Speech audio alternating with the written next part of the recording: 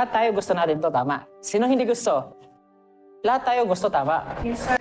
Pero ang problema, ayaw nyo to.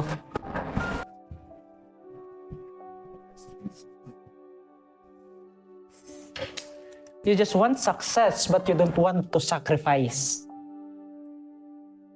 Sabi nga ni Lupi, di ba? Uulitin ko. Na kahit papano, kahit gaano kahirap, kahit gaano ka-imposible, please huwag niyong kalimutan na kunin yung pangarap ninyo. Pero dahil sa hirap, konting hiya, konting pagpapahiya, ayaw nyo na. Then kalimitan, anong nangyayari? Pag hindi nyo to nakukuha, anong gagawin ninyo? Nagre-reklamo kayo. At ang pinakadalasan pa talaga, kung sino yung hindi nakakakuha nito, sila yung taong humihila sa taong nakakakuha nito.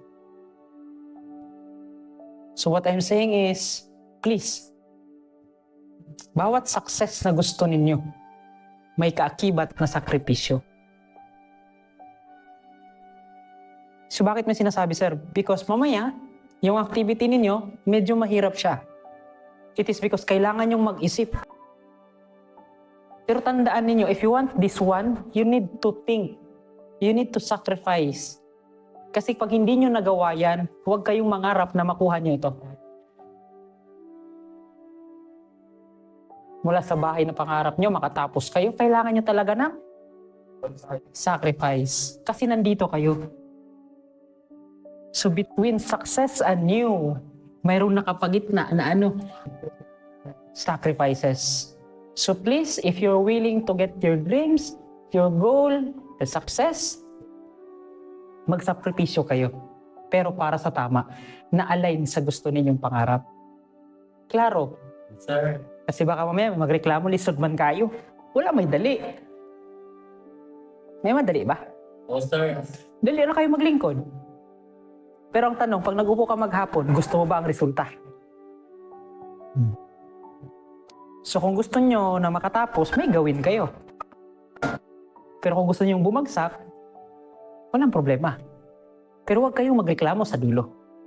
Uulitin ko, na kahit papano, kahit gaano kahirap, kahit gaano ka-imposible, please huwag nyong kalimutan na kunin yung pangarap ninyo.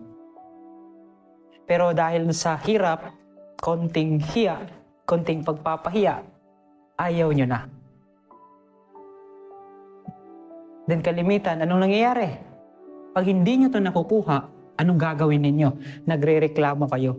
At ang pinakadalasan pa talaga, kung sino yung hindi nakakakuha nito, sila yung taong humihila sa taong nakakakuha nito.